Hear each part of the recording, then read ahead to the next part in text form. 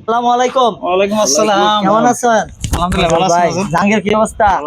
হ্যাঁ, কোথায় যাচ্ছেন? নামাজে যাচ্ছি। চলেন। বসেন একটু আড্ডা দিন, পরে যাবেন নামাজে। আরে কি বলেন ভাই, কি নাম? নজরুল ইসলাম। নজরুল ভাই। জাহাঙ্গীর আলম। জাহাঙ্গীর আলম মুসলমান।